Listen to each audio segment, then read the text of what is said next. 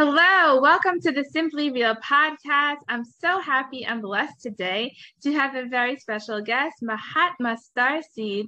Mahatma is such an awesome human being. She's so blessed. She brings such grace to my heart. She's also the holistic coach of elite motivation. Hello, Mahatma. How are you today? Thank you for joining the Simply Real podcast. How's everything? How's your morning going? Thank you so much, Jennifer. My morning is going great. This is my relaxed day, so I don't really put much into my day. So whatever gets added into it's spread out. So I'm always happy about that. And I'm excited to be in this journey of helping others see the better, brighter side of healing. Thank you for having me. I'm so happy. And I know you have come on board as one of our speakers and one of our coordinators in the back end of the second annual Global Healing Motivational Summit, which is happening on September 17th, 18th, and 19th, which is how we met. And I mean, your soul is attracting so much good energy and vibrations, I have to tell you. I am just so blessed to have you on board. Tell us a little bit about what your involvement is going to be for the summit and just you as a person. What are you bringing to the table? Well, as a community motivator in elite motivation, I am here to just fill the space of the silence that often gets dry for us sometimes, and just being able to uplift the moments, corral the energy, keep the spirit awake is one of my biggest parts of motivating each other. And as a speaker, I'm definitely going to be speaking more about how we can stay in alignment and find ways to adjust ourselves throughout the day. It's so important for us to be able to have a guideline for ourselves that puts us where we desire to fit at. So it's always unique and different to everyone. But the one thing that's the same is that we need something sustainable and something consistent to be responsible for ourselves. Right.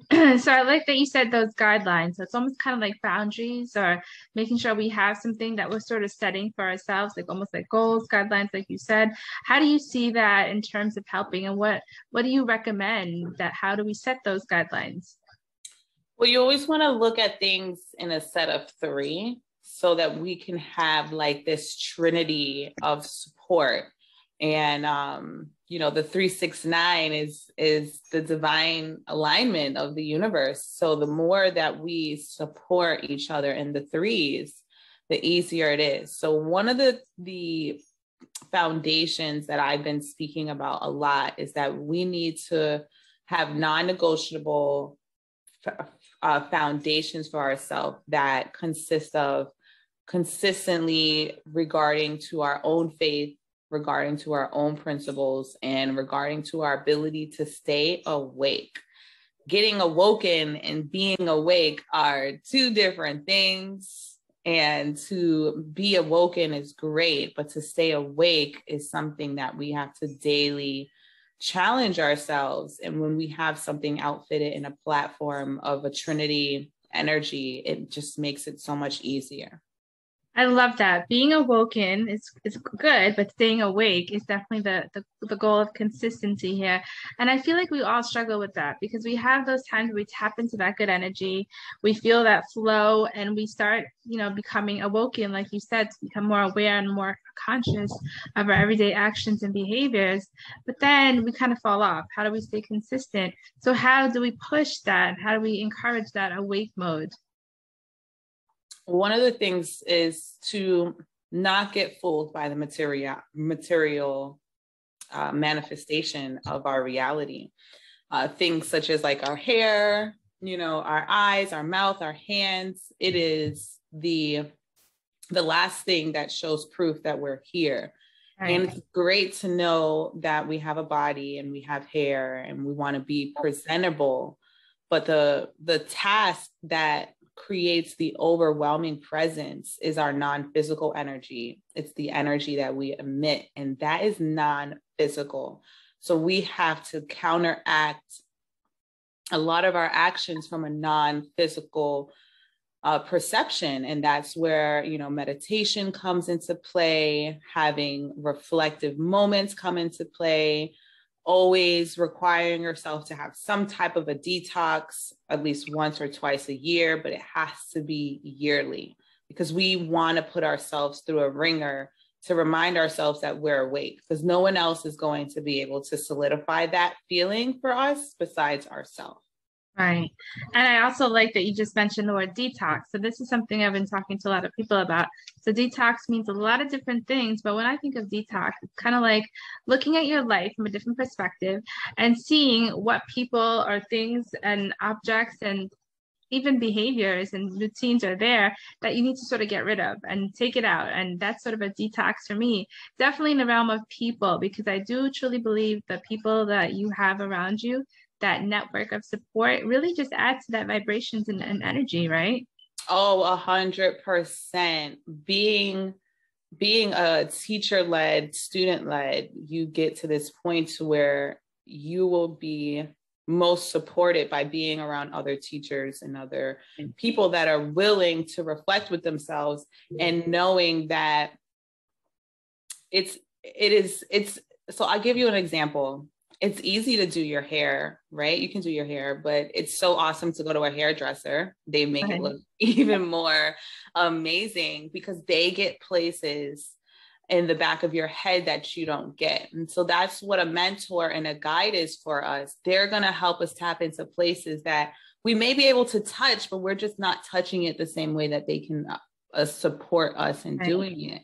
So having proper support system, knowing who is truly there to reflect with you and putting them in that space. Like I call myself a coach to understand that I coach myself. So I help other people see how to be a coach in their own experience and being able to remove ourselves from attachment. So that's what the cleanse, the detox is doing. It's helping us to remove ourselves from an attachment, which is only an experimental state because you cannot really truly remove yourself, but you can remove yourself from the perception that this is me. And then you get to be the observer solely and see if, the being of you is something that you want to keep being, or if there's things you want to tweak or adjust.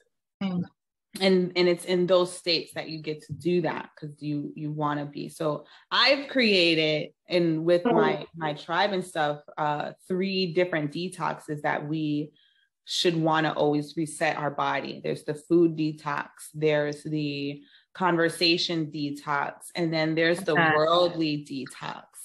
These are so necessary, especially right now with the split in the collective. There's so many people that are still teetering to, I feel this pull for this colonial matrix style living that I want to adhere to, but I feel this other pull of freedom and liberty. And it's like, where do I go? And it's like, maybe you just need to relax yourself, take a step back and see where your rituals have maybe had some inconsistency that aren't helping you to see that pull before it comes. Yeah, it's so interesting that you just talked about that, because I feel like I'm kind of in that space right now where I'm like, I'm stuck here, but then I'm looking towards the other direction where it's like the freedom and openness of doing certain things. And it's like you're kind of trying to figure out what the balance is. And I sort of think that goes back to, like, I did a podcast this morning about expectations.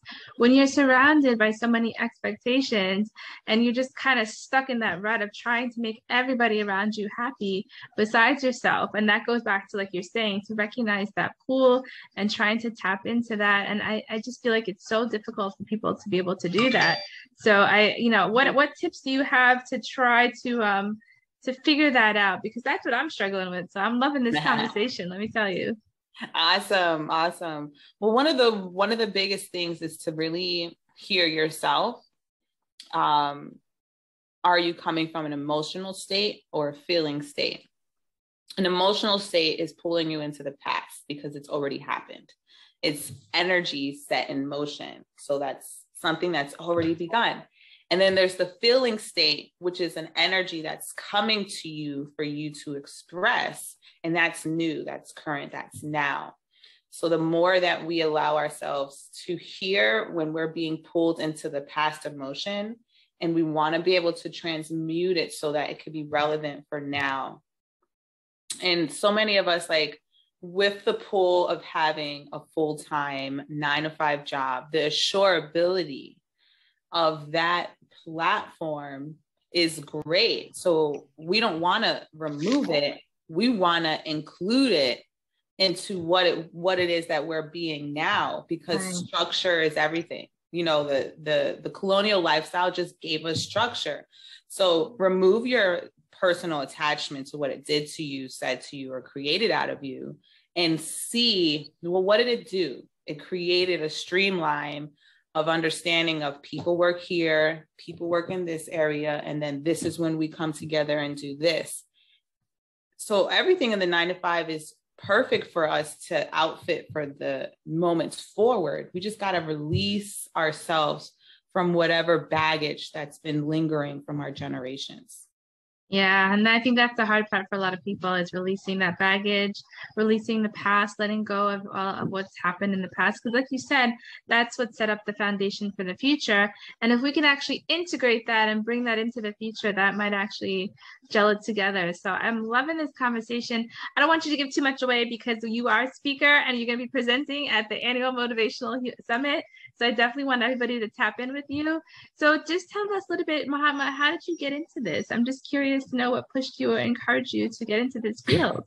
Well, one of the things that really stuck out to me the most was I realized my family always looked to me to make plans, to do anything that it had to do with groups.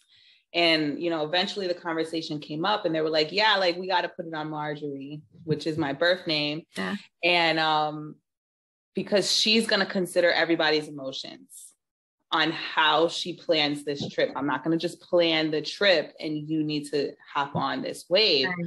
I plan the trip with everyone's consciousness and consideration, and they could feel that. It was not something I was intentionally doing. It was just a natural gift of mine.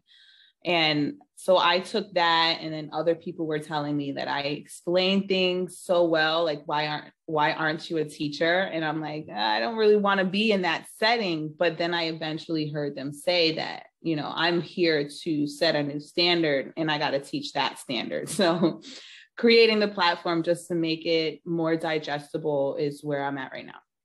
Oh, wonderful. Well, I'm glad you went into the field because you're definitely a dynamic person that's spreading really good love and energy, and we appreciate you. And we cannot wait to hear and see you present at the summit. So once again, thank you so much, Mahatma, for joining me today. Where can people find you or reach you if they want to get in touch with you?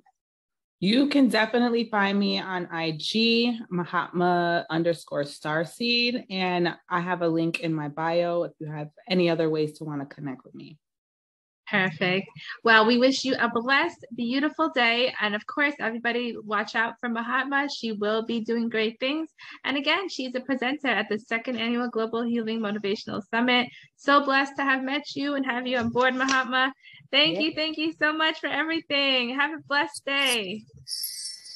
Thank you. Take care.